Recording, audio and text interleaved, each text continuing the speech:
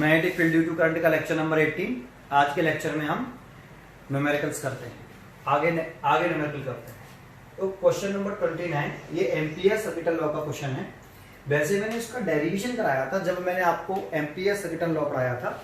तो ampere circuital law हम कैसे अप्लाई करते हैं उसमें ये डेरिवेशन के रूप में कराया था। ये क्वेश्चन के रूप में वैल्यू दे रखी है, बस केवल सेम टू सेम है। तो जरा देखते हैं सॉल्यूशन। एक long straight solid conductor, radius 6 centimetre. एक हमारे पास लॉन्ग स्ट्रेट सॉलिड कंडक्टर है ऐसे, ठीक है।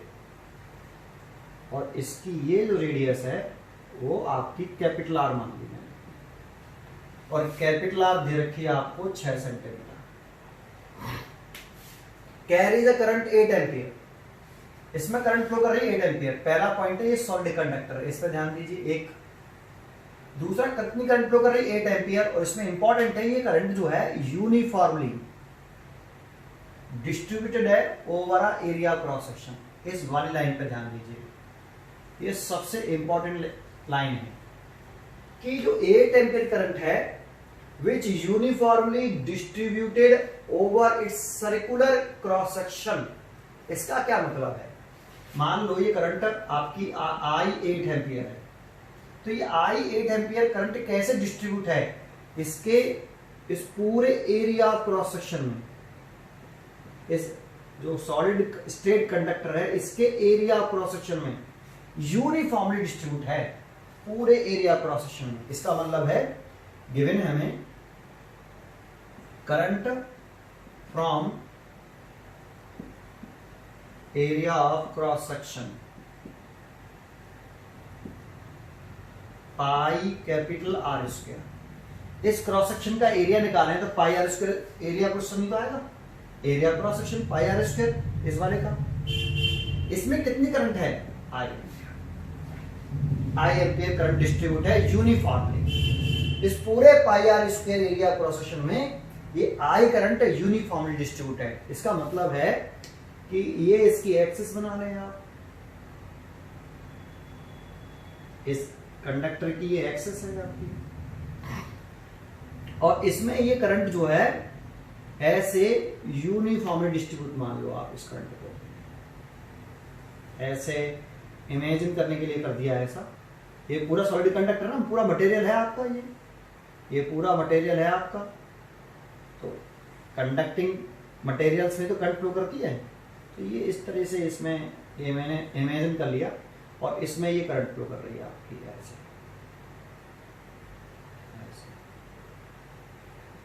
और ये सब मिला के ये करंट यूनिफॉर्म डिस्ट्रीब्यूट है। सब मिला के कितनी करंट है? आई। ऐसा नहीं कि ये आई है, इस सब को मिला के कितनी करंट है? आई। इस ये आई का ये यूनिफॉर्म डिस्ट्रीब्यूट, सब जगह पर करंट सेम है। ऐसा नहीं कि यहां पर ये आई है, सबको मिला के आई है।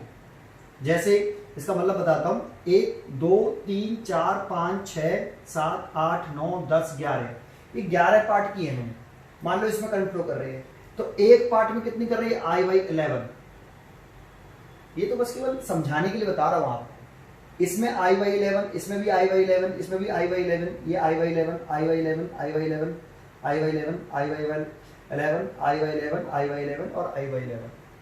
तभी तो करंट यूनिफॉर्मली डिस्ट्रीब्यूट हुई। सबको मिला के कितनी हो गई? आई बाई 11, और ये 11 बार ऐड करें, आई बाई 11 प्लस आई बाई 11 कितने टाइम्स? 11 टाइम्स। तो टोटल करंट कितनी आएगी? आई। तो इन सभी करंटों को मिला के कितनी करंट है? आई। तो ये जो करंट आई है वो इतने एरिया क्रॉस सेक्शन में, इस वाले एरिया क्रॉस सेक्शन में यूनिफॉर्मली डिस्ट्रीब्यूट है। Pi R square area cross section में कितनी करंट है? आई। यूनिफॉर्मली डिस्ट्रीब्यूट है, ऐसा क्वेश्चन में गिवन है वहां पे। बस यही कंसेप्ट है, छोड़ता हूं भाई, ठीक है। चलो अब क्वेश्चन क्या पूछा है? At a distance 3 centimetre from the axis of the conductor. देखो 3 सेंटीमीटर, इसकी रेडियस कितनी है? 6 सेंटीमीटर। तो देखो इसकी एक्सिस तो ये हो गई, ये डेड डैश वाली इसकी एक्सिस है। एक्सिस से कितनी दूरी पर? 3 सेंटीमीटर। एक्सिस से 3 सेंटीमीटर, तो अंदर ही आएगा वो पॉइंट। मान लो ये पॉइंट है, ये स्मॉल आर मान लेते हैं। तो स्मॉल आर गिवन है फर्स्ट वाले केस में कि स्मॉल आर 3 सेंटीमीटर है। तो इस पॉइंट पर आपको मैग्नेटिक फील्ड निकालनी है तो किसका यूज करिए, एम्पियर सर्किट लॉ। तो according to Ampere circuital law, integration B vector dot dl vector mu naught is equal to mu naught into net current enclosed by close surface. ये पहले formula लगा लिया मैंने एम्पियर सर्किटल लॉ का। अब आपको याद है कि एम्पियर सर्किटल लॉ से जब भी हम मैग्नेटिक फील्ड निकालते हैं तो जिस पॉइंट पर magnetic field intensity find out करनी होती है उस पॉइंट से पास होता हुआ एक एम्पेरियन सर्कुलर लूप या सर्कुलर कर्व बनाते हैं। किस पॉइंट से पास होता हुआ, जिस पॉइंट पर हमें magnetic field intensity find out करनी है। तो इस पॉइंट पर फाइंड आउट करनी, तो इस वाले पॉइंट से पास होता हुआ एक सिमेट्रिकली आप एक एम्पेरियन सर्कुलर लूप बना लीजिए। ये मैंने बना दिया। अब यहाँ पे एक और इसी वाले पॉइंट पर तो मैग्नेटिक फील्ड निकालनी है। तो ये डीएल याद है आपको क्या होता है, इस एम्पेरियन जो सर्कुलर लूप है, क्लोज पाथ भी बोल सकते हो आप इसे, इस पर एक स्मॉल सेगमेंट की लेंथ है ये डीएल। और बी और डीएल के बिटवीन कितना एंगल होता है, 0 डिग्री। ये मैं पढ़ा चुका हूं आपको पीछे। तो इसमें यहां से खोल दें B D L cos 0 degree, A vector dot B vector A B cos theta, तो B vector dot DL vector B D L cos theta, theta की value 0 degree is equal to mu 0 into. इसमें ध्यान देना कि net current लेनी है जो enclose हो, इनसाइड हो by close surface, close surface के इनसाइड। तो क्या ये बताओ, ये जो करंट आई है ये तो पूरे में डिस्ट्रीब्यूट है, ऐसा नहीं कि ये करंट आई है, ये सब मिला के आई है।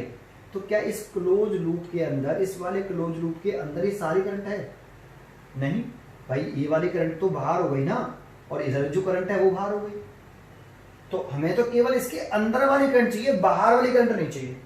तो अब इसमें कितनी करंट फ्लो कर रही है, तो यहाँ जो करंट डिस्ट्रीब्यूट है ना, वो एरिया क्रॉस सेक्शन में डिस्ट्रीब्यूट है, ये इंपॉर्टेंट होता है। तो हमें कितने एरिया क्रॉस सेक्शन में करंट चाहिए, अंदर वाली चाहिए ना, तो इसका एरिया क्रॉस सेक्शन निकाल लो, ये वाला। इतनी एरिया क्रॉस सेक्शन में कितनी करंट है ये निकालना है। तो इसका एरिया क्रॉस सेक्शन कितना है इस वाले का, तो इसका एरिया क्रॉस सेक्शन है पाई स्मॉल आर स्क्वायर। तो इतने एरिया क्रॉस सेक्शन में जो करंट होगी वही तो इस क्लोज कर्व की इनसाइड होगी। तो इतने एरिया क्रॉस सेक्शन में कितनी करंट है, क्योंकि करंट डिस्ट्रीब्यूट है एरिया क्रॉस सेक्शन में, ये इंपॉर्टेंट वर्ड है सबसे। तो देखो यहां लिख रहा है current from area cross section pi R square area cross section में, इस इतने वाले एरिया क्रॉस सेक्शन में कितनी करंट डिस्ट्रीब्यूट है आई। तो इतने एरिया क्रॉस सेक्शन में कितनी करंट डिस्ट्रीब्यूट होगी नहीं निकाल सकते, तो निकाल सकते हैं कैसे, current from area of cross section pi capital R square में कितनी है आई। तो current from area of cross section 1 metre square में कितनी होगी, पाई आर स्क्वायर में आई है, तो 1 मीटर स्क्वायर एरिया में कितनी होगी, तो आई बटे पाई कैपिटल आर स्क्वायर। तो कितने एरिया प्रोसेस में चाहिए आपको, current from area of cross section pi small R square, इतने एरिया क्रॉस सेक्शन में कितनी करंट है, एच आई डैश मान लो कितनी होगी, एक में इतनी, तो इतने एरिया क्रॉस सेक्शन में कितनी, आई बटे pi R square into pi small R square, इतनी करंट होगी भाई, I dash I small R square बटे कैपिटल आर स्क्वायर। आपको इसके अंदर वाली करंट चाहिए भाई, net current enclosed by close surface, close surface के अंदर वाले करंट पर, उसका एरिया कितना है पाई स्मॉल आर स्क्वायर, और करंट यहां डिस्ट्रीब्यूट है एरिया क्रॉस सेक्शन में। तो इतने एरिया क्रॉस सेक्शन में कितनी करंट डिस्ट्रीब्यूट होगी वो मैंने निकाल ली, बस वैल्यू पुट कर दो, आई डैश है इतने एरिया क्रॉस सेक्शन में, pi R square area cross section में करंट कितनी करंट है आई डैश, और उसकी वैल्यू मैंने निकाल ली है। तो मैं आई डैश की वैल्यू पुट करूं तो I small R square over capital R square, ठीक है। अब इसको सॉल्व कर लो, बी तो बाहर आ गया, cos 0 की वैल्यू 1 हो गई, तो बी बाहर integration by close surface DL cos zero की वैल्यू 1, ये सेम टू सेम लिख लो। तो mu zero I small R square over capital R square. DL का इंटीग्रेशन करें तो डीएल का इंटीग्रेशन करते हैं तो देखो ये डीएल किसका पार्ट होता है, जो आपने सर्कुलर लूप बनाया है उसके एक स्मॉल सेगमेंट का पार्ट होता है। सर्कुलर लूप है वो, स्फीयर नहीं है, सर्कुलर लूप, सर्कुलर रिंग है, और सर्कुलर रिंग का डीएल एक पार्ट है। तो सर्कुलर रिंग पर ऐसे डीएल बहुत सारे होंगे, उन सभी डीएलओ का इंटीग्रेशन करने का मतलब है सम करें। अगर इन सभी डीएलओ का हम सम करते हैं तो इन सभी डीएलओ को हम ऐड करें तो इसकी रेडियस अगर स्मॉल आर है तो इसके सरकमफ्रेंस के बराबर आएगा। तो b इंटू डीएल का इंटीग्रेशन करने पर सरकमफ्रेंस 2 पाई आर, इस पर ये डीएल ये DL DL DL DL DL DL DL इन सबको ऐड करते हैं तो सरकमफ्रेंस के बराबर आ जाएगा 2 पाई आर बराबर mu zero I small R square over capital R square. एक आर से देखो ये स्मॉल आर कट गया, तो b कितना आया म्यू नॉट ओवर 2 पाई, ये 2 पाई नीचे ले आया, आई स्मॉल आर बटे कैपिटल आर स्क्वायर। लेकिन यहाँ पे कितना होता है 4 पाई, तो हम दो का ऊपर नीचे मल्टीप्लाई कर लेते हैं, यहाँ 4 पाई और यहाँ इतना हो गया। बस वैल्यू पुट कर दो यार सबकी। तो देखो सबकी वैल्यू पुट करोगे तो मैं यहाँ पे देखो इसे सॉल्व इसे मिटा देता हूँ, इसे भी मिटा देता हूँ। तो यहाँ पे मैं सॉल्व कर देता हूँ। देखो यहाँ तो b इज इक्वल टू इसकी वैल्यू कितनी 10 की पावर माइनस के 7 इंटू 2, आई की वैल्यू कितनी 8 एम्पियर इंटू 8, स्मॉल आर कितना 3 सेंटीमीटर 3 सेंटीमीटर, तो स्मॉल आर की वैल्यू 3 इंटू 10 की पावर माइनस के 2 मीटर, 3 इंटू 10 की पावर माइनस के 2 मीटर। कैपिटल आर की वैल्यू और रख दो, तो देखो इस कैपिटल आर की वैल्यू पुट कर दो यहाँ, जो कितनी रखी है 6 सेंटीमीटर, कैपिटल आर 6 सेंटीमीटर, उसका स्क्वायर करना पड़ेगा 6 इंटू 10 की पावर माइनस के 2 उसका होल स्क्वायर। एक तो सेंटीमीटर है इसीलिए मीटर में चेंज करना पड़ेगा। इसे सॉल्व करने ना टेस्ला में जो आंसर आ जाए वो मैग्नीफाइड होगी। अब देखो दूसरा पार्ट है इसका 10 सेंटीमीटर फ्रॉम द एक्सेस, तो स्मॉल आर कितना हो गया, सेकंड पार्ट कर रहे हैं 10 सेंटीमीटर हो गया, तो 10 सेंटीमीटर हो जाएगा स्मॉल आर। तो अब वो पॉइंट कहां होगा जिस पॉइंट पर हमें मेडिफिल निकालना है, उस पर ध्यान दो बस केवल। ये तो लगाना ही लगाना है। तो देखो ये 6 सेंटीमीटर है, तो एक्सेस से 10 सेंटीमीटर बाहर हो जाएगा ना पॉइंट, ये स्मॉल आर। अब इस पॉइंट पर मेडिफिल निकालना है भाई, सॉरी सॉरी सॉरी ऐसे, ठीक है। इस पॉइंट पे निकालना है एक्सेस से 10 सेंटीमीटर की दूरी पर।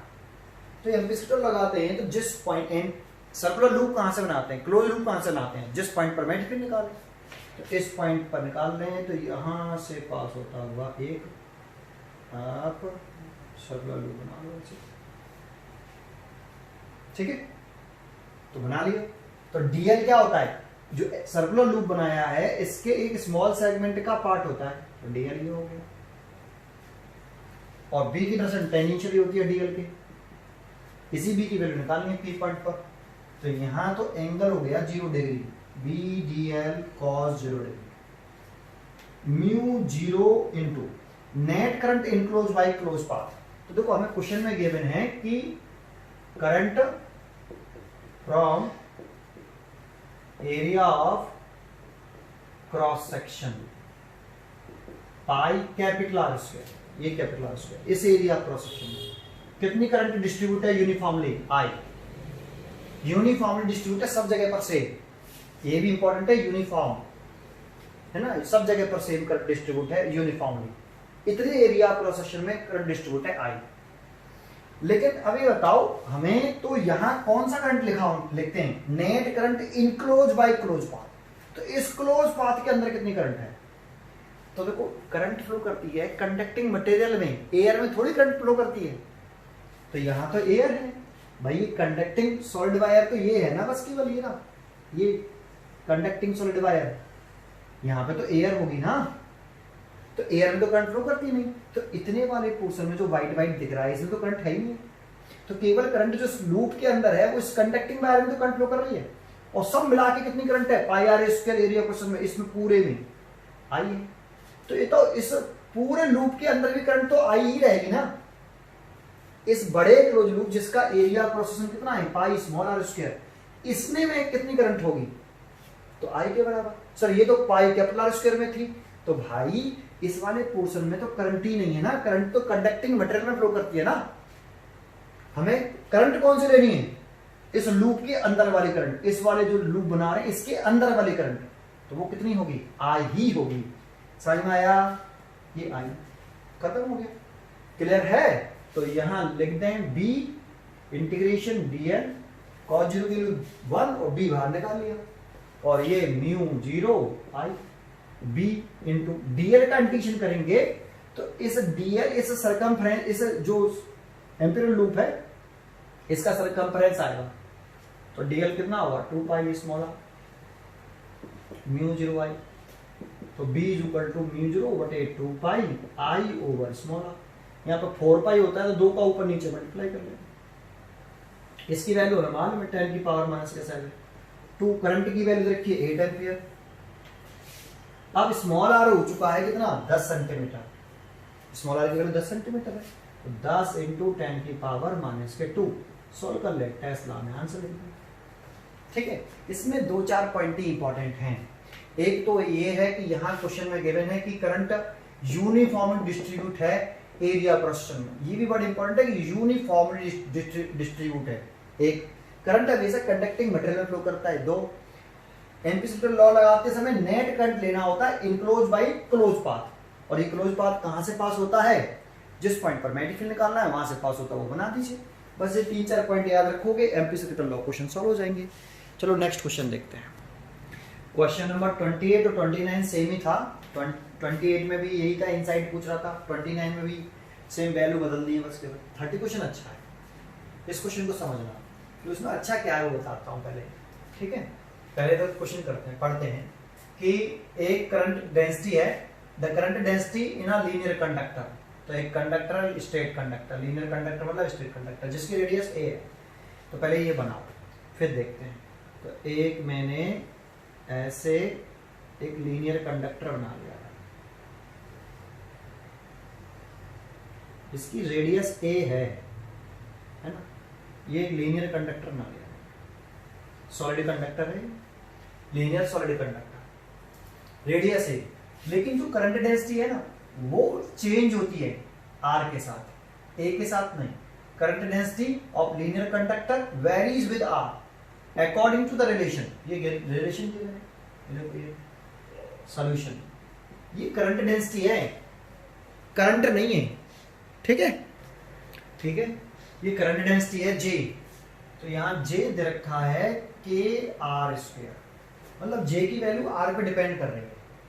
अब आपको थोड़ा सा याद दिलाता हूं कि J बराबर होता था कि A एरिया क्रॉस सेक्शन में I करंट डिस्ट्रीब्यूट है, A एरिया क्रॉस सेक्शन में I करंट डिस्ट्रीब्यूट है। तो अगर हम यहाँ J बराबर I ओवर A लिखेंगे तो KR², तो I बराबर KR² इंटू एरिया। तो ये जो करंट है ना वो इस R पे डिपेंडेंट है। दैट मीन्स इस सॉलिड कंडक्टर में करंट यूनिफॉर्मली डिस्ट्रीब्यूट नहीं है एरिया क्रॉस सेक्शन में, क्योंकि देखो ये इसकी एक्सेस हो गई। अब इसमें स्मॉल आर का नाम भी बताया है कि स्मॉल आर क्या है, small R is the distance of a point from the axis of conductor. जिस पॉइंट पर आप मैग्नेटिक फील्ड निकाल रहे हो वहां से एक्सेस तक डिस्टेंस है।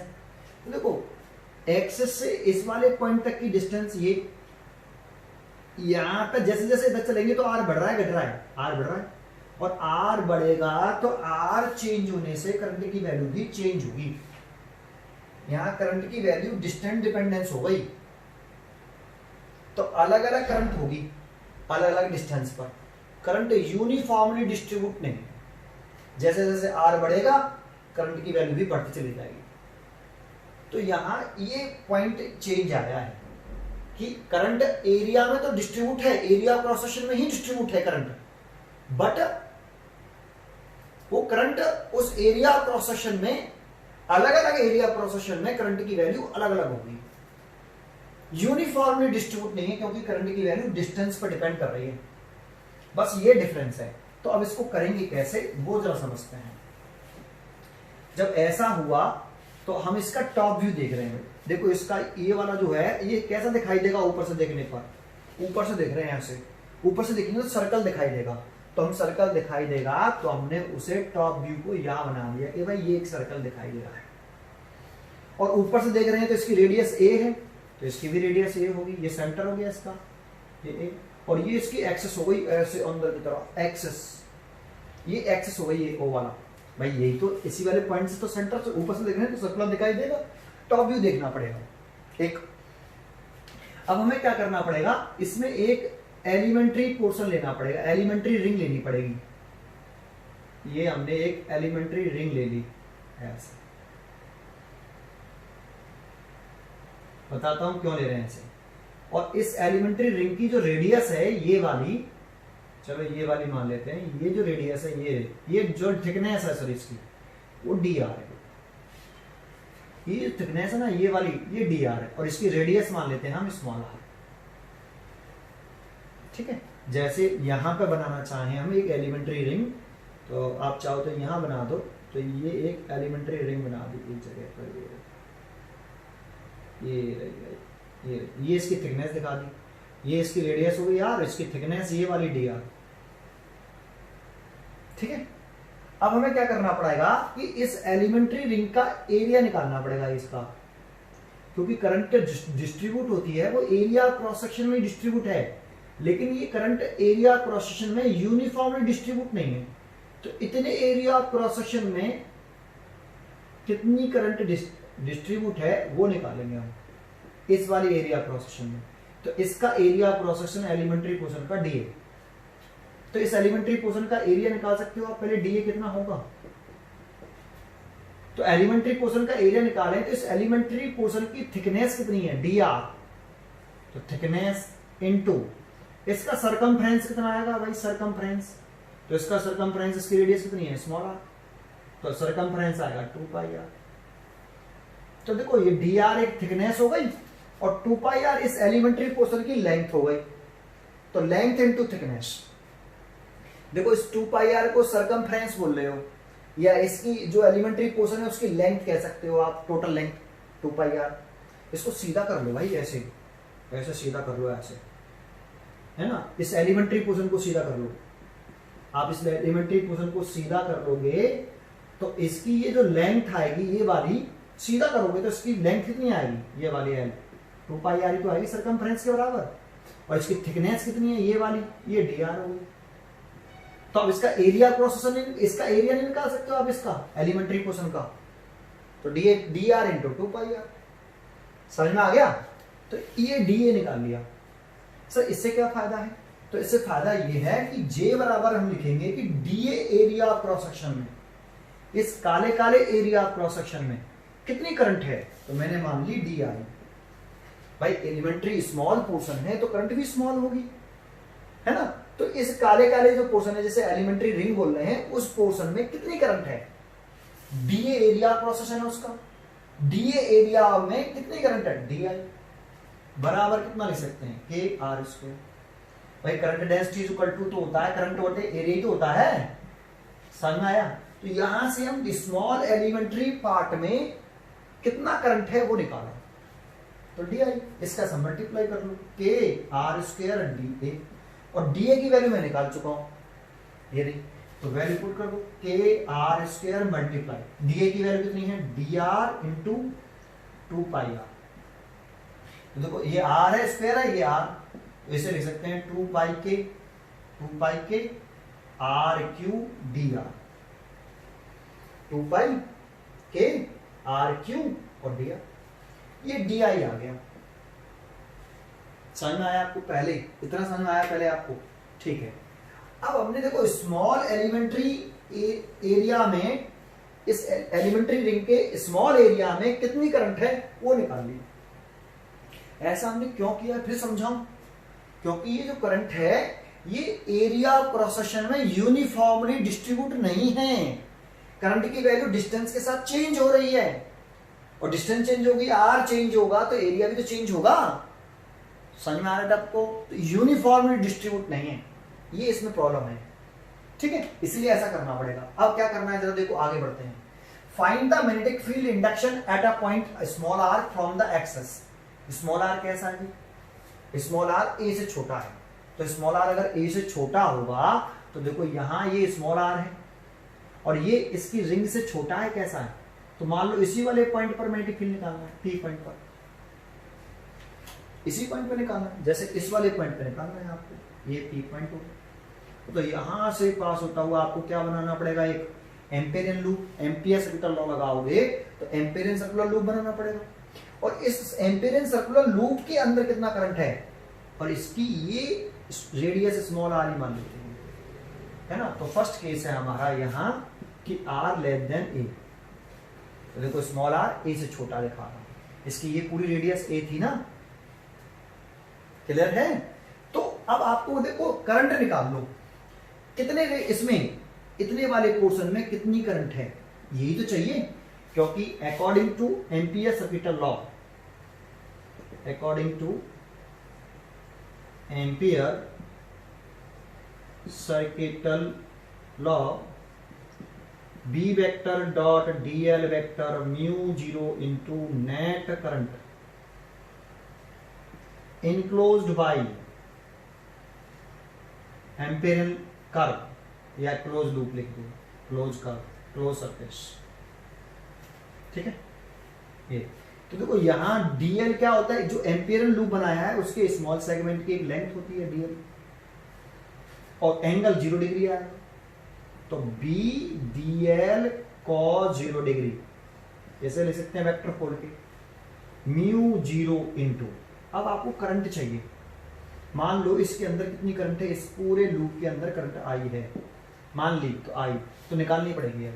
चल आई कैसे निकाले, तो बेटा देखो ये डी आई है, डी आई से आई कैसे निकलेगा बताओ, इंटीग्रेशन करके। भाई ये डी आई है तो इंटीग्रेशन करना पड़ेगा, तो इंटीग्रेशन कर दें। अगर इंटीग्रेशन करें बोथ साइड का, तो फर्स्ट पार्ट कर रहे हैं हम यहाँ पे, ये फर्स्ट इक्वेशन मान लो। Now current enclosed, net current enclose by close surface निकालनी है, तो नेट करंट इनक्लोज्ड, यहां लिख दो, इनक्लोज्ड बाय क्लोज्ड सरफेस। तो क्या करें, देखो क्वेश्चन में बिठा देता हूं, एक आर लेस देन ए पे निकालना है, एक आर ए ग्रेटर देन पे निकालना है, ठीक है भाई। क्वेश्चन दिखा दूं, ठीक है। तो इसमें इसके बाद यहां इसे फर्स्ट इसे सेकंड मान लेते हैं, इसके नीचे लिख रहा हूं इंटीग्रेशन डी आई बराबर आई,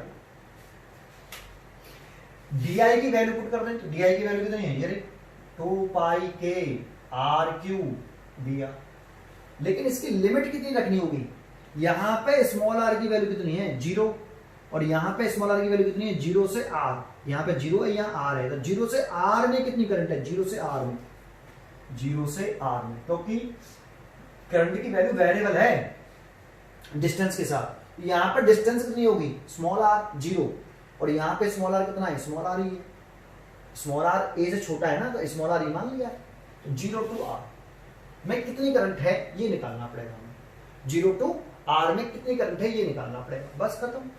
तो 2 पाई के बाहर आ गया, क्वेश्चन टर्म है, आर क्यू का इंटीग्रेशन करना है, तो R4 बटे 4, फॉर्मूला तो मालूम है, आर की पावर एन डी आर का, आर की पावर n+1 और n+1, और ये फॉर्मूला कब वैलिड नहीं होता, -1 के लिए वैलिड नहीं होता, तो चेक कर लो n की वैल्यू कितनी है, यहाँ पे 3 है, n बराबर 3 रखो, 3+1 3+1 तो 4 हो जाएगा, और लिमिट 0 टू आर, तो ये कितना हो जाएगा, 4 बाहर निकल आया, देखो ये वाला 4 ऐसे, 2 से 2 कट गया, तो पाई के बटे 2, और पहले अपर लिमिट, तो r की पावर 4 माइनस r की 0 की पावर 4, तो ये आ गया पाई के r की पावर 4/2। और देखो ये पॉइंट इनसाइड है कंडक्टिंग मटेरियल के या आउटसाइड है, इनसाइड है, और जब इनसाइड होता है तो आपको याद बताया था मैंने पीछे, μ0 μr भी आता है, कंडक्टिंग मटेरियल का रिलेटिव परमिटिविटी होती है μr इनटू करंट आई, इसमें आप वैल्यू पुट कर दो भाई आई की, तो नाउ बी डीएल की वैल्यू कितनी आएगी, डीएल इसका सरकमफ्रेंस, तो इसकी रेडियस कितनी है स्मॉल आर, तो 2 पाई स्मॉल आर, है ना। डीएल का इंटीजन करेंगे बी तो बाहर आ गया, और डीएल का इंटीजन करेंगे तो सर्कमफ्रेंस आ जाता 2 पाई आर बराबर म्यू 0 म्यू आर, और आई की वैल्यू मैंने निकाल ली है, ये आई की वैल्यू, तो आई की वैल्यू यहां पुट कर दो, तो पाई के आर की पावर 4 बटे 2, और इस 2 पाई आर को नीचे लाओगे तो देखो 2 पाई और एक 2 ये है ये पहले से, तो 4 पाई हो गया, और ये नीचे आ, पाई से पाई काटना चाहो तो पाई से पाई काट सकते हो आप, लेकिन मैं इसको रिजल्ट को ऐसे रहने दूंगा, ठीक है। तो देखो ये आ गया, ये हो गया इनसाइड एक पॉइंट पर। लेकिन अगर हमें आउटसाइड निकालना होता, बाहर निकालना होता, जब आर ग्रेटर देन ए था सेकंड पार्ट, तब क्या करते। तो देखो मैं इसको मिटा रहा हूं, फिर ये मत मिटा देना, ठीक है, बाकी का मिटा देते हैं। तो देखो मैं इतना मिटा देता हूं भाई, बस केवल ये मिटा दो, ये वाला, और ये रिजल्ट मिटा दो, ये ऐसे कैसे रहेगा। अब हमें देखो आर ग्रेटर देन ए कह रहा है, तो ये पॉइंट यहां हुआ कि नहीं, दैट मीन्स बाहर हुआ, देखो इस जगह पे, है ना। थोड़ा सा डायग्राम को, डायग्राम भी ऐसी जगह बनाया,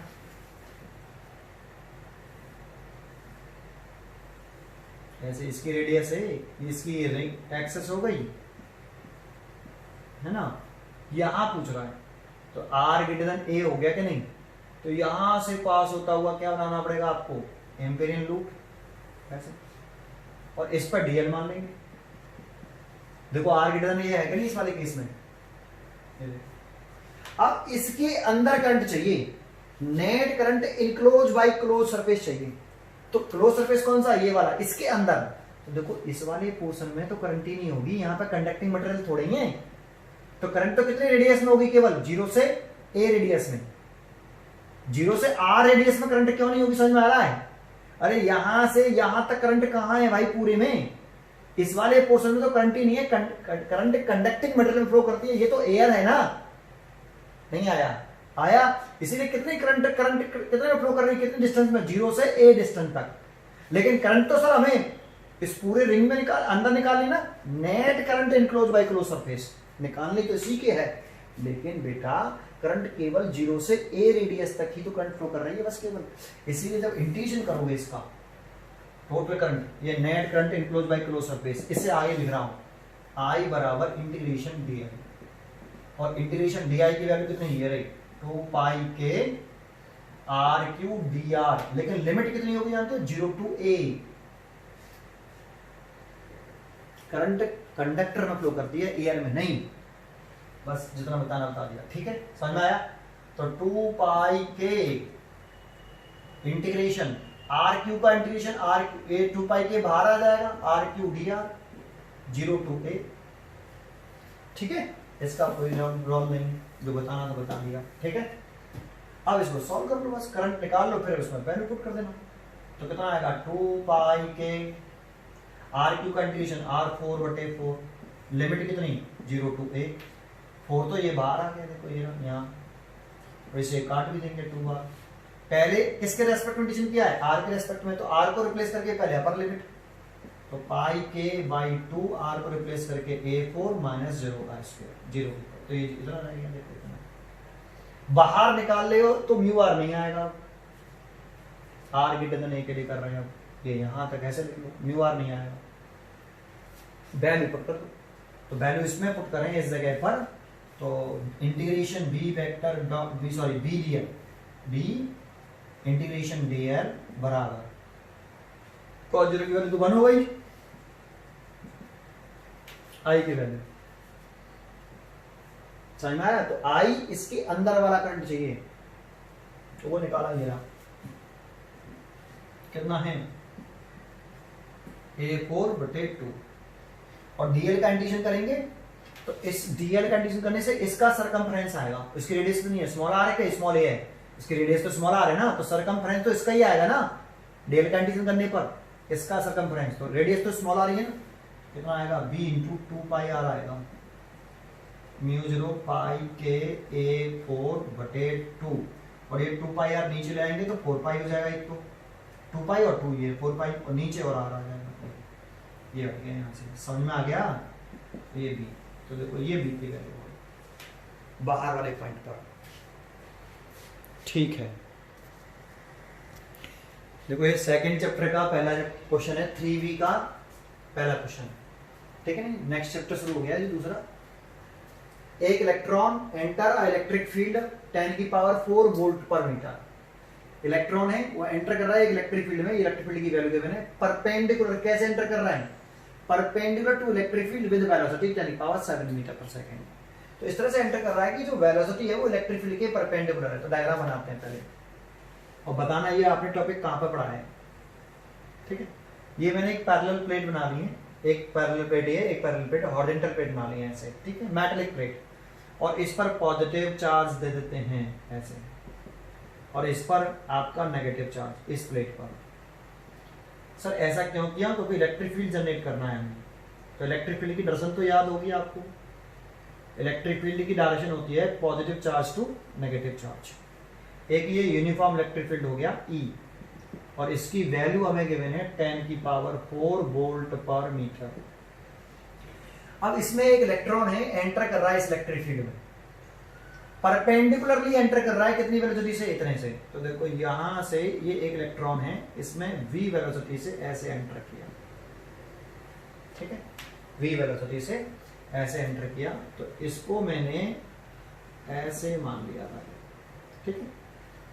v वेलोसिटी से ये एंटर कर रहा है, तो यहां आपका इलेक्ट्रिक फील्ड तो गिवन है 10⁴ वोल्ट पर मीटर, और जो आपको वेलोसिटी गिवन है वो है 10⁷ मीटर पर सेकंड से एंटर किया, परपेंडिकुलरली एंटर किया इलेक्ट्रिक फील्ड के। देखो तो आपको एक बात बताओ, ये जो इलेक्ट्रॉन है इस पर जो फोर्स लगता है ये नेगेटिव चार्ज पार्टिकल है, तो इलेक्ट्रॉन पर जो चार्ज होता है वो माइनस का ई, नेगेटिव चार्ज पार्टिकल, तो नेगेटिव चार्ज पार्टिकल पे जो फोर्स लगता है वो इलेक्ट्रिक फील्ड के अपोजिट डायरेक्शन में ऐसे। कितना फोर्स लगता है, तो इलेक्ट्रोस्टैटिक फोर्स Fe की वैल्यू कितनी होती है, Fe लगा कितना QE। इलेक्ट्रॉन पर जो फोर्स लगेगा इलेक्ट्रिक फील्ड की डायरेक्शन के अपोजिट लगेगा। ये ऐसे सोचो, ये नेगेटिव चार्ज पार्टिकल और ये प्लेट पॉजिटिव, तो positive plate negative charge particle को अट्रैक्ट करेगी, तो ये पार्टिकल पर फोर्स ऊपर लग रहा है, तो क्या पार्टिकल सीधा चला जाएगा, नहीं, कैसे जाएगा, पैराबोलिक पाथ पे जाता है ऐसे। तो ये O पॉइंट्स पर एंटर किया, आफ्टर t सेकंड पर ये पॉइंट P पर पहुंच गया, और उस P पॉइंट के कोऑर्डिनेट x, y हैं।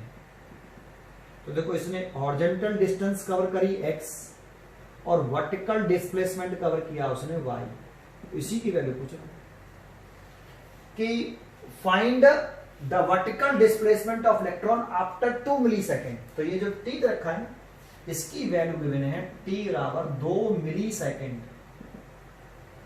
इसे चेंज करें, t equal to 2 into 10⁻³ second. अब इस डायग्राम को देखो, क्या ये आर्टिकल हमने पढ़ा है पीछे, इलेक्ट्रिक फील्ड में पढ़ा है, और इस टॉपिक को मैंने नाम दिया था motion of charge particle in a transverse electric field. ये लास्ट टॉपिक था इलेक्ट्रिक फील्ड का, वहां से देख लेना इसको पहले, ठीक है। तो motion of charge particle in transverse electric field का डेरिवेशन है, डेरिवेशन आता हुआ देखो क्वेश्चन फटाफट हो जाएगा।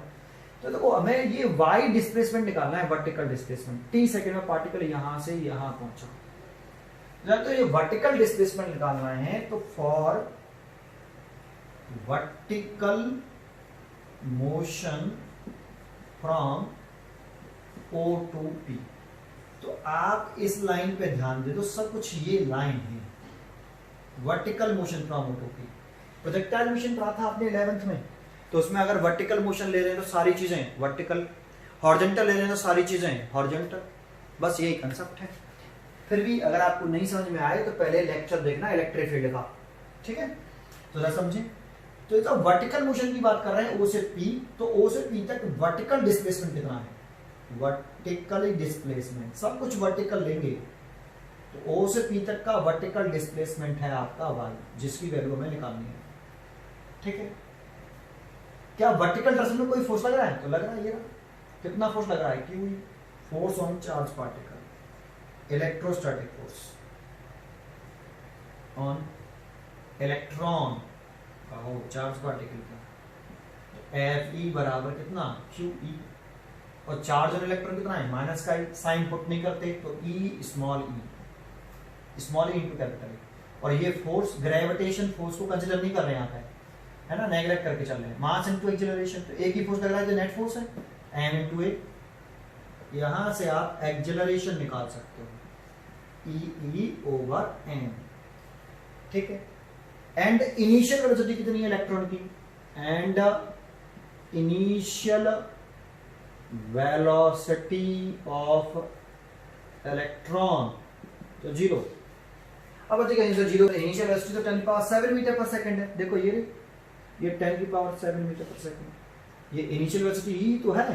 मैंने कहा हाँ है तो इनिशियल वेलोसिटी, लेकिन सर 0 क्यों मानी फिर आपने, गिवन तो है 10 की पावर 7 मीटर पर second.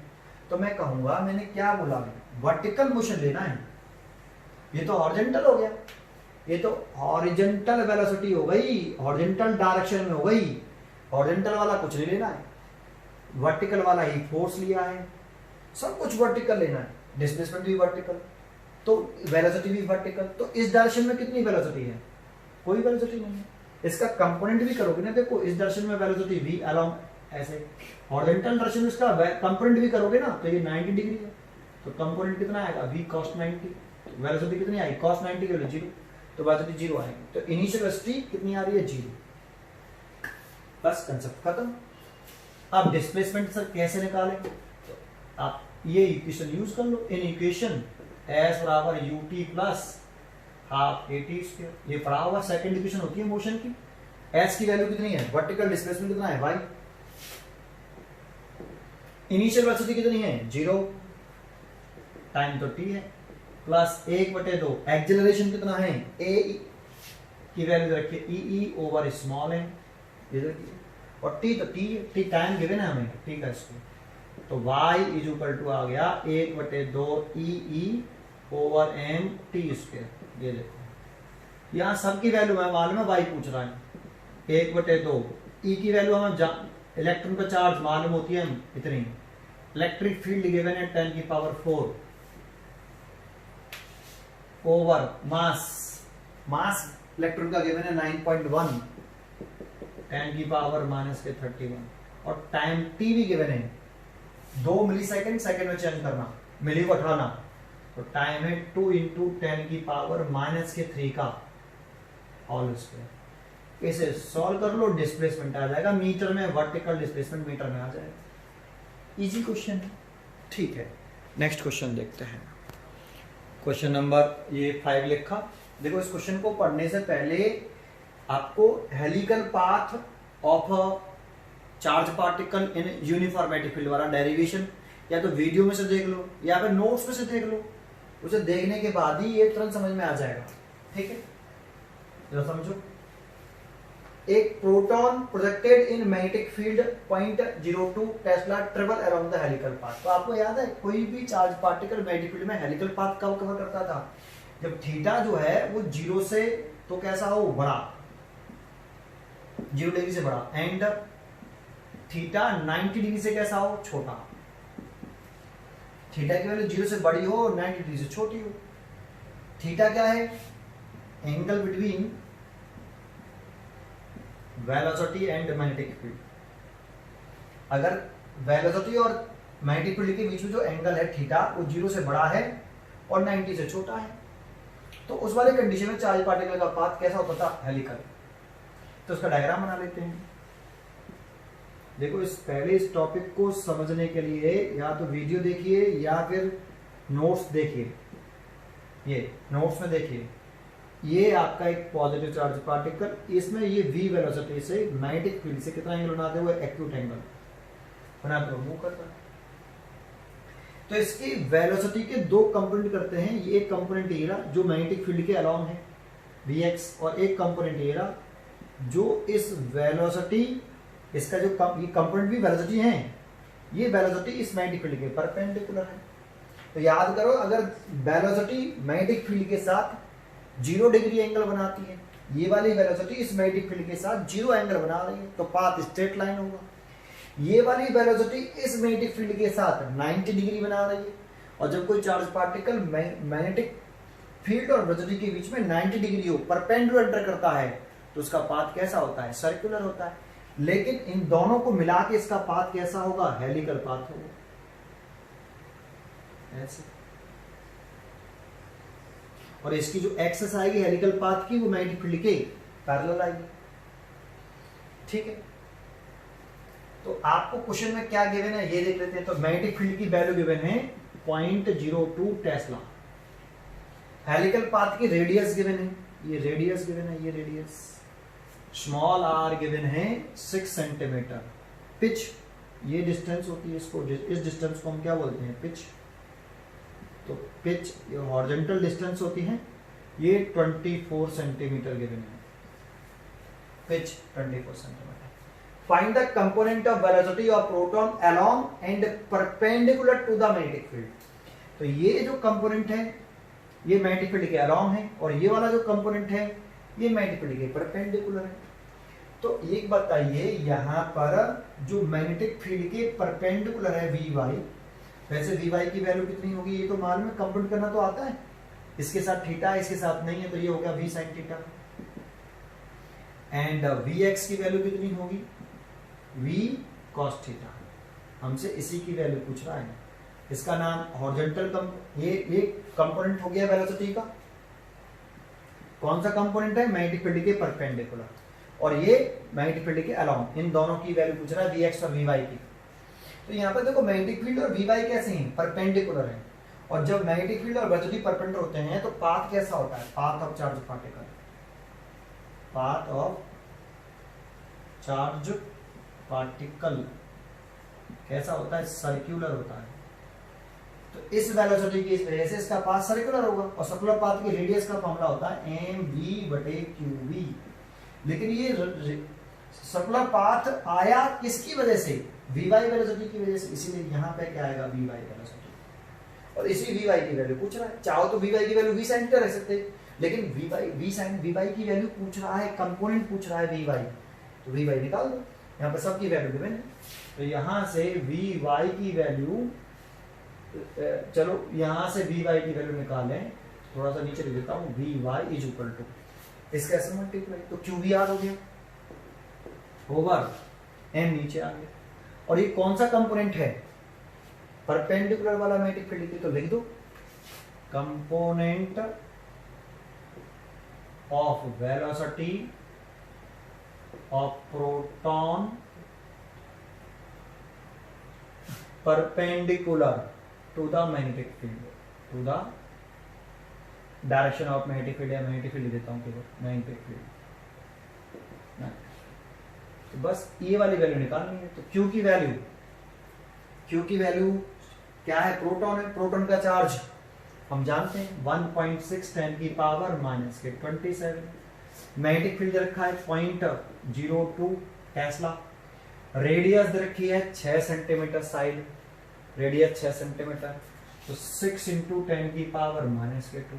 Mass of proton given है ये रहा 1.6 ये -19 होता है चार्ज, है ना, मास होता है 27। बस इसे सॉल्व कर लेना है भाई, ठीक है। तो 1.6 तो 1.6 कटेगा, सिंपल कैलकुलेशन, इसका सब मल्टीप्लाई कर लो तो 0.12 हो गया, 10⁻⁻19 + 27 और -2, तो 0.12 10⁻27 में से -19 गए तो +8, ये -2, तो 0.12 10⁻6 +, और इसे 1.2 10⁻5 मीटर पर सेकेंड। ये Vy निकले आया, दैट मीन्स Vy का मतलब V sin थीटा निकले आया। ये कंपोनेंट निकले आया मैग्नेटिक फील्ड का, जो मैग्नेटिक फील्ड के परपेंडिकुलर है। एक सेकंड पार्ट में देखो पिच भी तो गिवन है हमें, तो पिच का फॉर्मूला याद है, पिच हॉरिजॉन्टल डिस्टेंस होती थी, और हॉरिजॉन्टल डिस्टेंस, ये जो डिस्टेंस है ये वाली यहां से यहां तक की, इस डिस्टेंस को बोलते हैं पिच। ये डिस्टेंस किस वेलोसिटी से द्वारा कवर की गई होगी, vx के द्वारा। और डिस्टेंस है तो डिस्टेंस का फॉर्मूला क्या होता है भाई, डिस्टेंस का फॉर्मूला होता है speed into time, speed into time. और ये डिस्टेंस को क्या कह रहे हैं हम, इसी को पिच बोल रहे हैं, डिस्टेंस को। एक कंप्लीट रोटेशन में कवर की गई डिस्टेंस होती है, तो स्पीड कितनी लेंगे हम, vx, और टाइम कितनी लेंगे एक कंप्लीट रिवॉल्यूशन में, इसलिए टाइम पड़ेगा बराबर। पिच की वैल्यू हमें गिवन है और टाइम पीरियड का फॉर्मूला हम जानते हैं। Vx टाइम पीरियड का फॉर्मूला होता है 2 पाई m बटे QV। ये और पिच, ये पिच है, ये फॉर्मूला मैंने पढ़ाया है पीछे, या तो नोट्स में से देखो या फिर वीडियो देखो।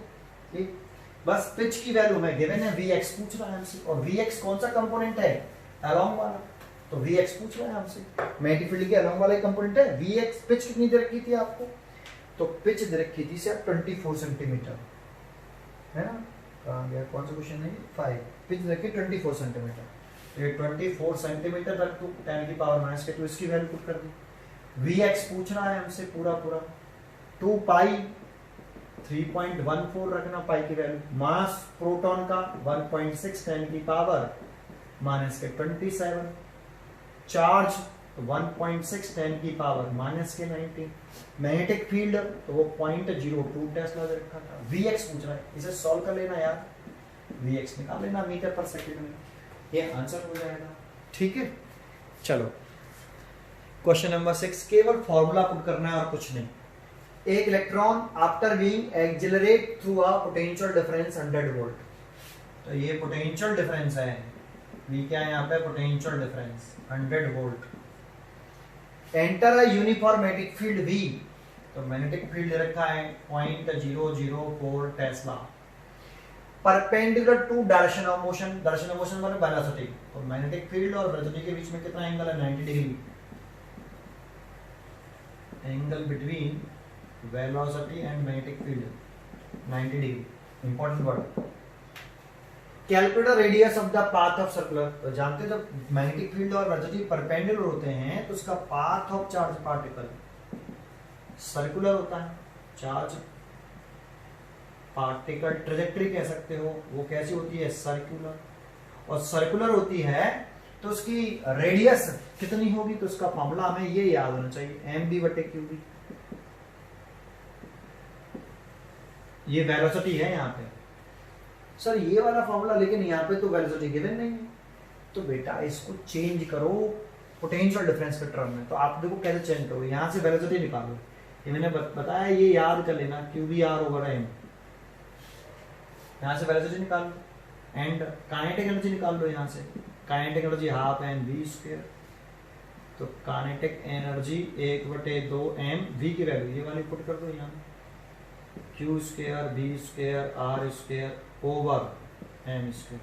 वैसे आपको बता दूं रेडियस का फॉर्मूला, ये फेमस फॉर्मूला था 2m ओवर qv, ये वाला फॉर्मूला प्रूव करना है, ये वाला मैंने बताया था, ये इंपॉर्टेंट फॉर्मूला है। सर ये निकालें तो स्मॉल m से स्मॉल m कटेगा, इस 2m का मल्टीप्लाई इसमें, तो 2m बराबर q square v square r square, q square v square को इसके नीचे ले आओ, डिवाइड ये r स्क्वायर आ गया, इज इक्वल टू r का स्क्वायर है, हटाएंगे तो यहाँ रूट आएगा पूरे में, तो यहाँ आ गया, लेकिन इसका स्क्वायर है, इसका भी स्क्वायर है, ये रूट से बाहर आ जाएंगे, बाहर आ गए, लेकिन ऊपर वाला रूट में रहेगा। ये आया, ये फॉर्मूला समझ में आया डायरेक्टली, याद हो तो बेटर है, नहीं याद हो तो ऐसे कर लो। और एंड काइनेटिक एनर्जी हमें यहाँ गिवन नहीं है, चार्ज इनटू पोटेंशियल डिफरेंस, ये पोटेंशियल वाले में पढ़ाया था मैंने, और इस टॉपिक में भी बताया है इसको, जब ये फॉर्मूला ड्राइव करवाया है इसके बाद ये वाला भी बताया है, चार्ज इनटू पोटेंशियल डिफरेंस। यहाँ पुट कर दो, radius is equal to root के अंदर 2m charge into potential difference over charge magnetic field, बस वैल्यू पुट करनी है इस वाले फॉर्मूले में। कौन है, इलेक्ट्रॉन, तो इलेक्ट्रॉन का मास जानते हो, ये मास ऑफ इलेक्ट्रॉन है, ये चार्ज ऑफ इलेक्ट्रॉन, ये पोटेंशियल डिफरेंस, ये चार्ज ऑफ इलेक्ट्रॉन, ये मैग्नेटिक फील्ड, सबकी वैल्यू गिवन है यार, वैल्यू पुट कर देना, आंसर निकल आएगा। ठीक है, तो इसे आप सबकी वैल्यू पुट कर दीजिए। मास ऑफ इलेक्ट्रॉन में लिख देता हूँ 9.1 10 की पावर माइनस के 31 kg इलेक्ट्रॉन का मास, चार्ज ऑफ इलेक्ट्रॉन 1.6 10 की पावर माइनस के 19 कूलम, मैं पोटेंशियल डिफरेंस 100 वोल्ट दे रखा है, ये पोटेंशियल डिफरेंस हो गया, और मैग्नेटिक फील्ड 0.004 टेस्ला, बस वैल्यू पुट करनी है, सॉल्व करना है, आंसर आ जाएगा। क्वेश्चन नंबर 6, क्वेश्चन नंबर 7 लिखा, अभी क्वेश्चन जो 5 कराया था ना वही क्वेश्चन है यार, बस पहले रिवर्स कर दिया है क्वेश्चन। एक बी में proton enter a uniform magnetic field, path कैसा देखो हेलिकल, और 60 डिग्री से एंटर कर रहा है एक्यूट एंगल से। 0 डिग्री से एंटर करे वेलोसिटी और मैग्नेटिक फील्ड के बीच में 0 एंगल, तो path straight line. Perpendicular enter करे तो पाथ सर्कुलर, वेलोसिटी और मैग्नेटिक फील्ड के बीच में 90 डिग्री हो तो पाथ सर्कुलर। लेकिन हेलिकल कब होता है? जब एक्यूट एंगल से एंटर करे, वेलोसिटी और मैग्नेटिक फील्ड के बीच में एंगल एक्यूट एंगल हो। तो यहाँ पे गिवन भी है उसने ऐसे सेम टू सेम डायग्राम बना देता हूँ, बस थोड़ा सा बता देता हूँ। ये मैग्नेटिक फील्ड है, ये आपका पार्टिकल, ये v वेलोसिटी से थीटा 60 डिग्री गिवन है, देखो यहाँ पे 60 degree to the field velocity.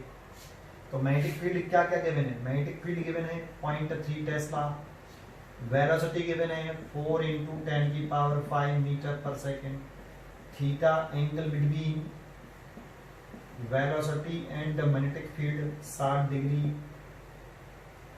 Radius पूछ रहा है हेलिकल पाथ की, तो हेलिकल पाथ ये चार्ज पार्टिकल, हेलिकल पाथ ऐसे आता है ऐसे, तो ये हेलिकल पाथ की रेडियस हो गई ये वाली, ये पूछ रहा है। और पिच जो होती है वो ये डिस्टेंस होती है ये वाली, इसको पिच बोलते हैं। तो रेडियस इसके कंपोनेंट करते हैं vx और ये vy, v के, तो यहाँ vx कितना होगा? v cos 60 डिग्री और vy क्या होगा? v sin 60 degree. तो ये तो यहाँ पर मैग्नेटिक फील्ड कौन सी वेलोसिटी के साथ परपेंडिकुलर है? vy के साथ। vy भी तो एक वेलोसिटी है, कंपोनेंट है, तो क्या परपेंडिकुलर। तो पाथ कैसा होगा? पाथ होगा सर्कुलर, और सर्कुलर पाथ की रेडियस का फॉर्मूला क्या होता है? mv/qb। लेकिन पाथ सर्कुलर कब होगा? जब वेलोसिटी vy लेंगे, तो यहाँ पर vy r बराबर mv sin θ/qb। सबकी वैल्यू पुट कर देना। मास ऑफ प्रोटॉन दे रखा है m की वैल्यू, वेलोसिटी की वैल्यू गिवन है, थीटा 60 डिग्री दे रखा है, चार्ज ऑफ प्रोटॉन जानते हो आप 1.6, चार्ज 1.6 10⁻⁻90 कूलम। मैग्नेटिक फील्ड की वैल्यू गिवन है, बस वैल्यू निकाल रखनी है, इसमें रेडियस निकल आएगी। पहला पार्ट हो गया, फर्स्ट पार्ट हो गया रेडियस पूछ रहा है। सेकंड पार्ट में क्या कर रहे हैं? पिच। तो पिच डिस्टेंस होती है हॉरिजॉन्टल डिस्टेंस, और ये हॉरिजॉन्टल डिस्टेंस किस वेलोसिटी के द्वारा कवर की गई है? vx के द्वारा, एक कंप्लीट राउंड में कवर की जाती है। तो पिच का फॉर्मूला भी मैंने थोड़ी देर पहले बताया था, vx × टाइम पीरियड 2πm/qb।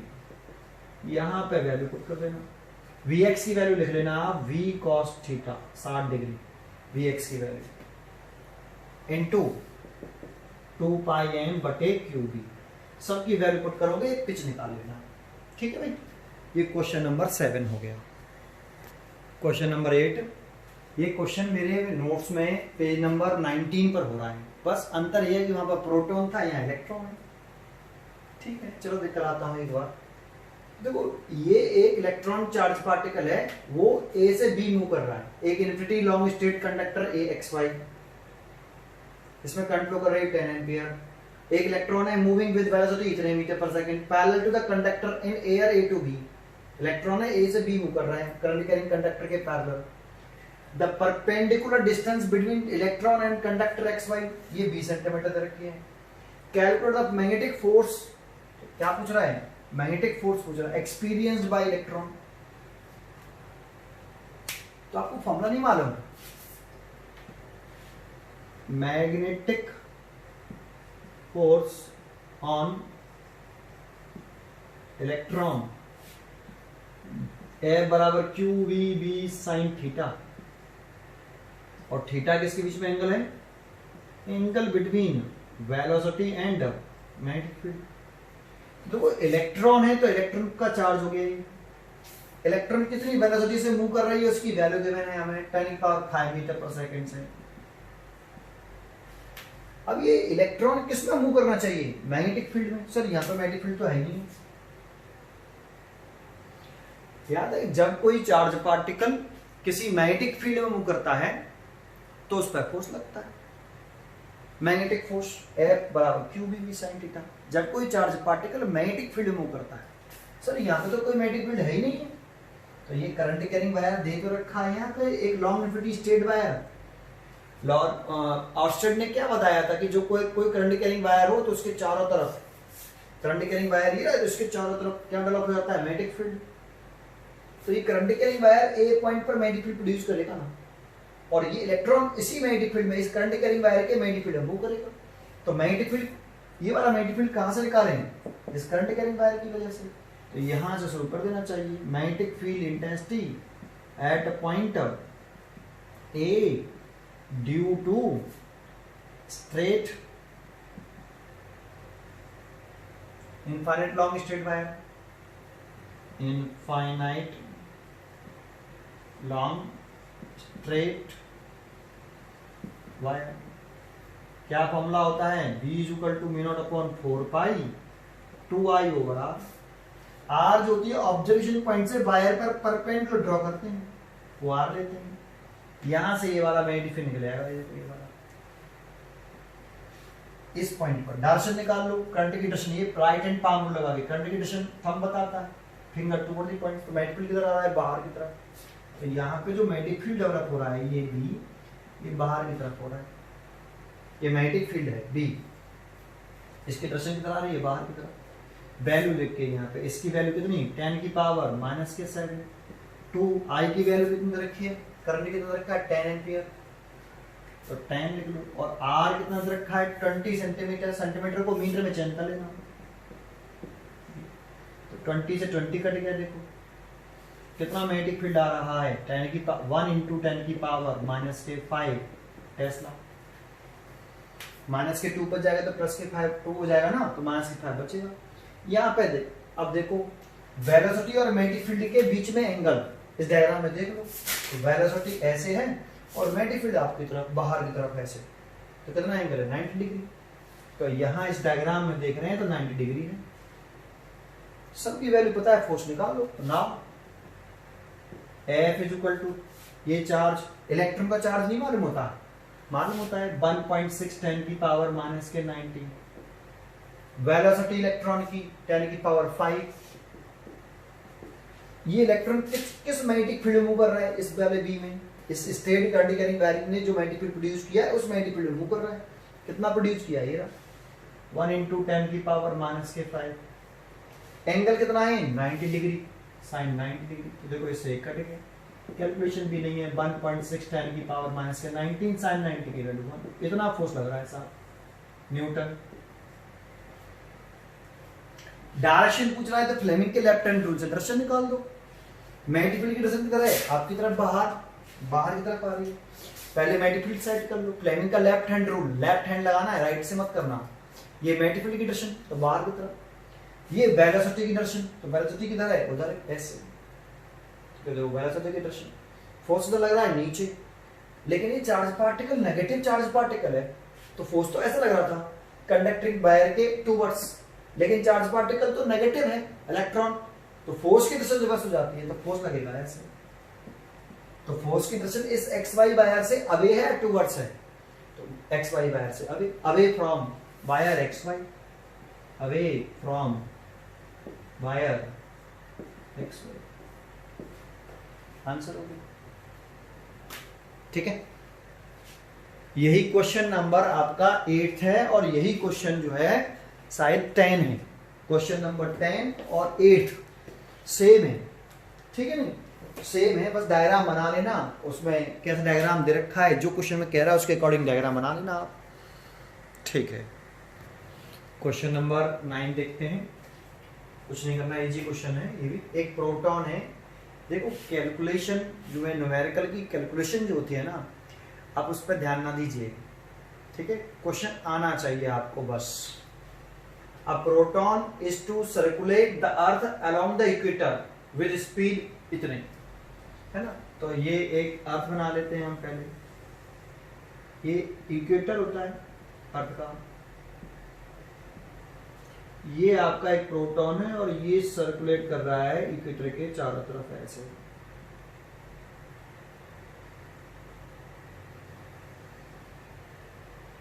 कौन कर रहा है, प्रोटॉन है, तो ये एक प्रोटॉन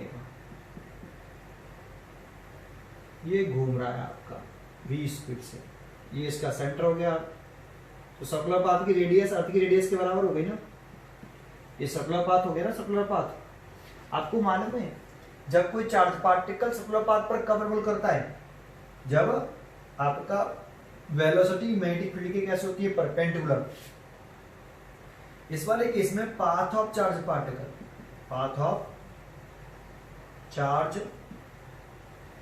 पार्टिकल वो सर्कुलर होता है।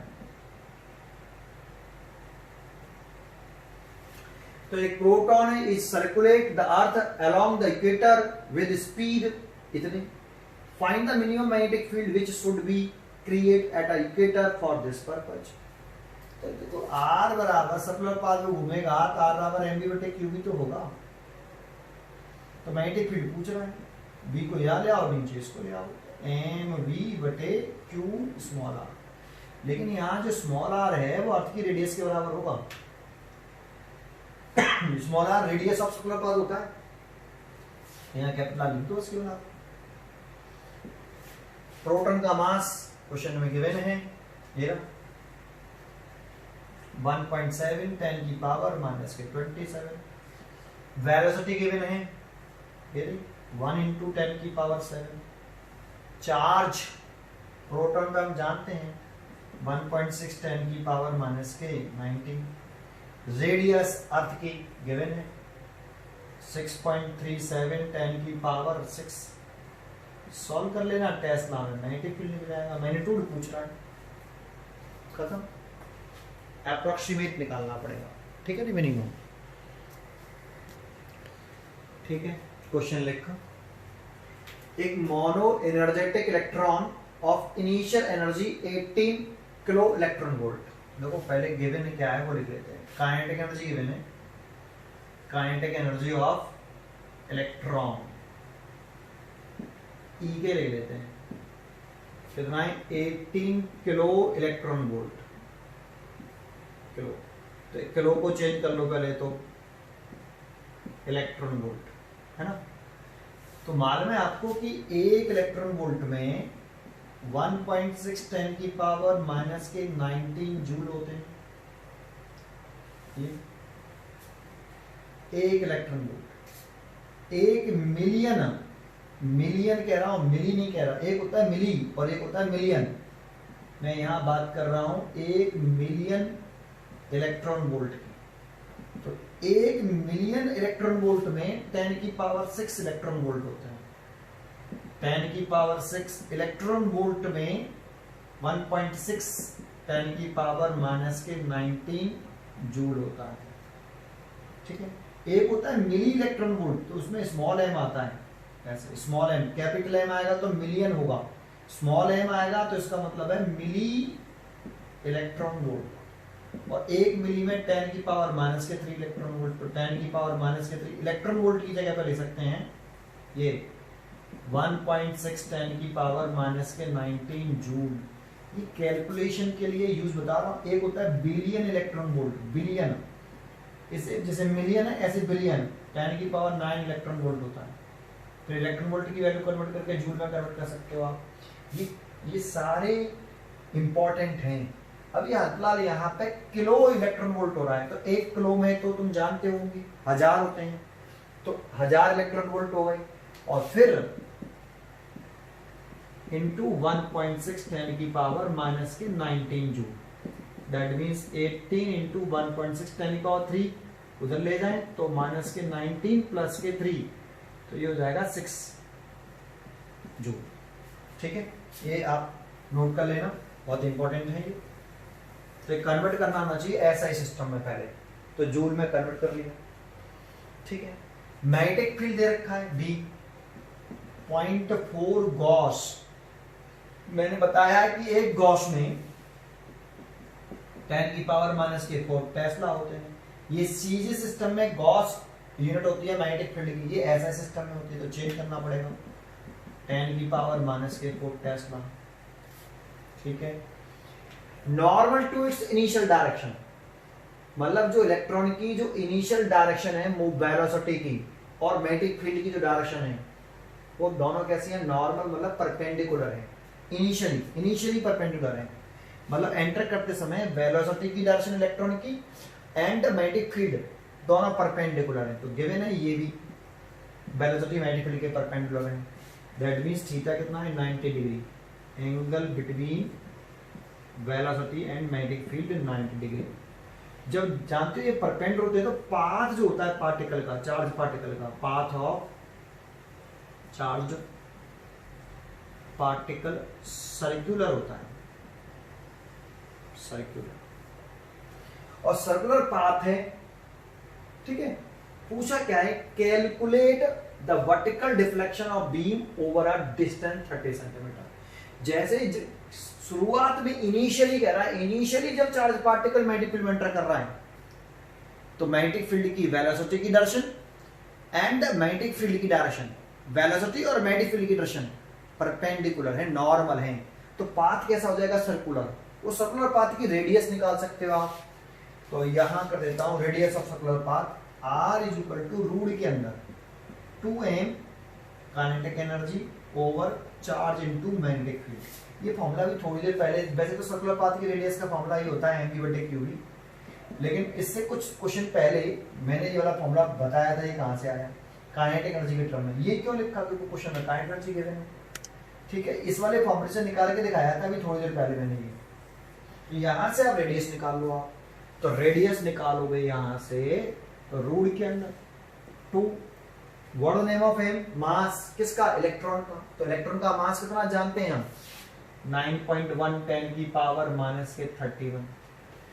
काइनेटिक एनर्जी, तो मैंने काइनेटिक एनर्जी को जूल में चेंज कर लिया है, 18 इंटू 1.6 इंटू 10 की पावर माइनस के कितने हैं, 16 है, तो माइनस के 16 डिवाइड बाई रूट, केवल ऊपर वाले पार्ट में है, ठीक है। चार्ज ऑफ इलेक्ट्रॉन, तो जो होता है 1.6 10 की पावर माइनस के 19।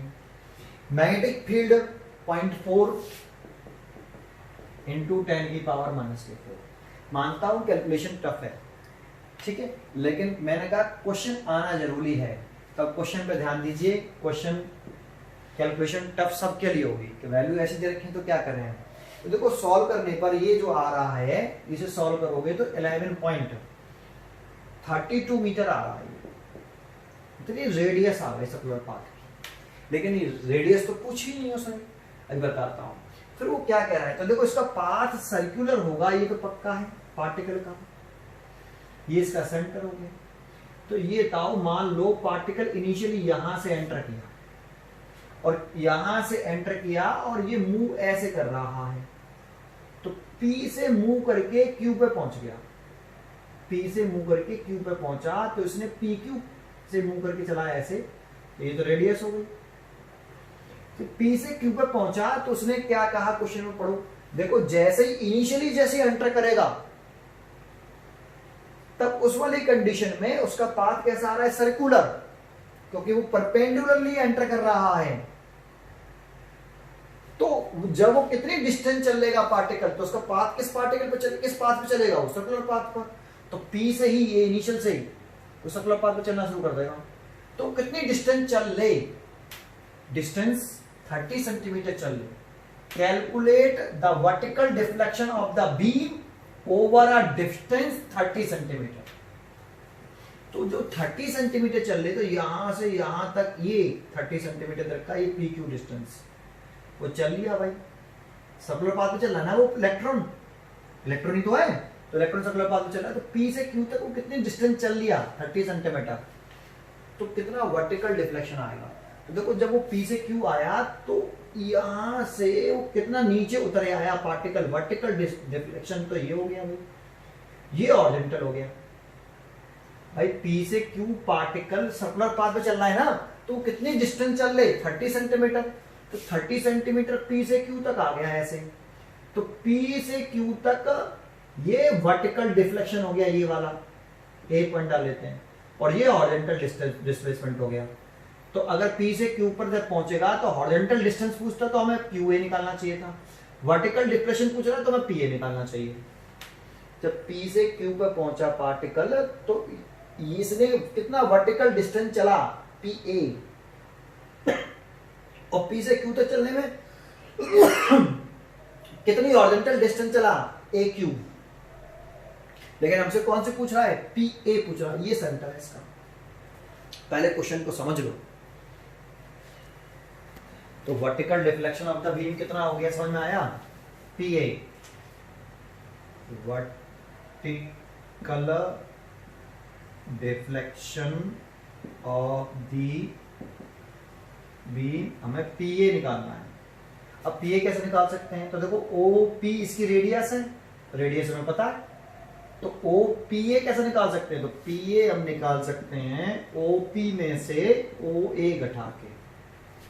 OP की तो वैल्यू मेरे को मालूम है, रेडियस है OP, लेकिन OA नहीं मालूम, तो इसको थीटा लेट कर लो, देखो इसको, और ट्रायंगल OAQ में cos थीटा लगा दो। cos theta is equal to base बटे हाइपोटेन्यूज, तो बेस तो OA और हाइपोटेन्यूज OQ, तो OA निकले आया OQ तो रेडियस है, OP और OQ रेडियस ही तो है, तो आप यहां से OA निकालोगे इसके से मल्टीप्लाई, तो R cos थीटा, ठीक है। और ये वाली वैल्यू आप यहां रख दो तो PA निकले आए, OP की वैल्यू R और ये R cos theta, R common ले लो, 1 माइनस cos थीटा। अब R की वैल्यू तो हमारे पास है, थीटा की वैल्यू निकालनी है हमें, तो cos थीटा कैसे निकाले? तो थीटा निकालना पड़ेगा पहले एंगल बटे आर्क से, एंगल थीटा हो गया, sorry angle theta is equal to arc बटे रेडियस से, सॉरी आर्क बटे रेडियस से, तो आर्क तो हो गया ये रहा, इस ट्राइंगल में देखो, इस वाले ट्राइंगल में आर्क बटे रेडियस, तो आर्क कितना है 30 सेंटीमीटर, 30 इंटू 10 की पावर माइनस के 2, और रेडियस R, दैट मीन्स 11.32। ये रेडियन में आता है, जो कुछ भी आता है इस वाले फॉर्मूले का कभी भी यूज करो ना रेडियन में, लेकिन हमें चाहिए डिग्री में, तो 180 डिग्री में पाई रेडियन होते हैं, तो एक रेडियन में कितना हुआ 180 बटे पाई डिग्री, एक रेडियन में, तो इसीलिए थीटा को अगर हम डिग्री में निकालें तो 30 इंटू 10 की पावर माइनस के 2, 11.32 इंटू 180 डिवाइडेड बाई पाई की वैल्यू 3.14 रखना, 3.14 रखोगे, सॉल्व करोगे तो ये आ रहा है आपका डिग्री में 1.52 डिग्री, इसे सॉल्व कर लेना भाई। जब ये आ जाए तो यहां रख देना R की वैल्यू 11.32, 1 माइनस कॉस 1.52 डिग्री। अब प्रॉब्लम ये है कि हमें तो वैल्यू याद होती है, cos 30 की, cos 60 की, cos, इसकी वैल्यू याद है आपको? तो बेटा इसके लिए टेबल आती है, बुक में दे रखी होती है, उस टेबल से देख के इसकी वैल्यू लिखनी पड़ेगी। 0.9965 है, 0.99965, ये 0.99965, और इसे सॉल्व करने पर जो वैल्यू आ रही है वो 3.9 इंटू 10 की पावर 3 माइनस के 3 मीटर, कितना आ रहा है? That means 3.9 millimetre, approximate 4 millimetre लिख सकते हो, ये इसका आंसर हो गया, ठीक है। इतना समझ में आया आपको? देखो हमें ये वर्टिकल डिफ्लेक्शन निकालना था, PA, हॉरिजॉन्टल डिफ्लेक्शन पूछता तो AQ, सर ये PA हॉरिजॉन्टल डिफ्लेक्शन कैसे हो गया, वर्टिकल डिफ्लेक्शन कैसे हो गया? तो आपने प्रोजेक्टाइल एनिमेशन पढ़ा था, पार्टिकल ये ग्राउंड ये v वेलोसिटी से फेंकते थे, पार्टिकल ऐसे चलता था, जब P पॉइंट पे पहुंचते थे तो इसके कोऑर्डिनेट x, y आते थे, तो हम कहते थे पार्टिकल गया जैसे O से P, तो इसको हम हॉरिजॉन्टल डिस्टेंस कहते थे और इसको वर्टिकल डिफ्लेक्शन कहते थे। पार्टिकल गया तो ऐसे है, O से P ऐसे इस वाले पास से होती, लेकिन O से P तक का हॉरिजॉन्टल डिस्प्लेसमेंट x, O से P तक का वर्टिकल डिफ्लेक्शन y, ऐसे ही पार्टिकल गया तो ऐसे है P से Q ऐसे, लेकिन जब Q पे पहुंचा तो PA वर्टिकल डिफ्लेक्शन और AQ हॉरिजॉन्टल डिफ्लेक्शन, और हमने PA निकाल लिया, ज्योमेट्री है थोड़ी सी, ठीक है। इतना समझ में आया? इससे आगे नेक्स्ट वीडियो में। Thank you.